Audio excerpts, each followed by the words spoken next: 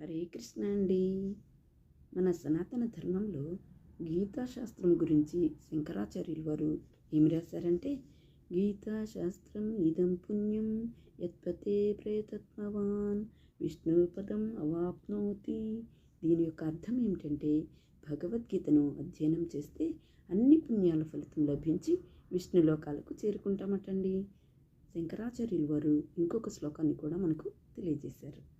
ఏకం శాస్త్రం దేవకీపుత్ర గీతం ఏకో దేవో దేవకీపుత్ర ఏవ ఏకో మంత్రస్తస్య నామాని యాని కర్మాశేకం తస్య దేవస్య సేవ. దీని యొక్క అర్థం ఏమిటంటే, ఒక్కటే మంత్రం, అదియును కృష్ణ మంత్రం అయి ఉండాలి.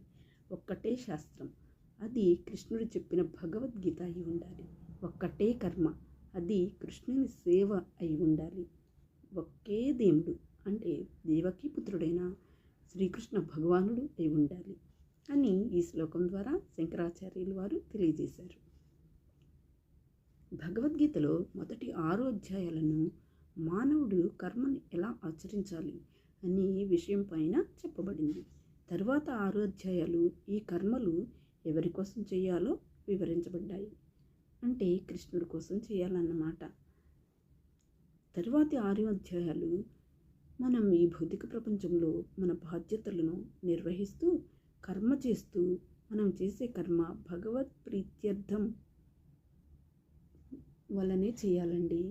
అంటే మనం చేసే ప్రతి కార్యంలో భగవంతుని కోసమే అని అనుకుంటూ చేయాలన్నమాట. ఈ భగవద్గీతలో ఈ 18 అధ్యాయాలు చదివి మనం తరిద్దాం.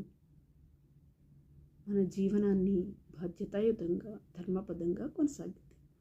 హరే కృష్ణ.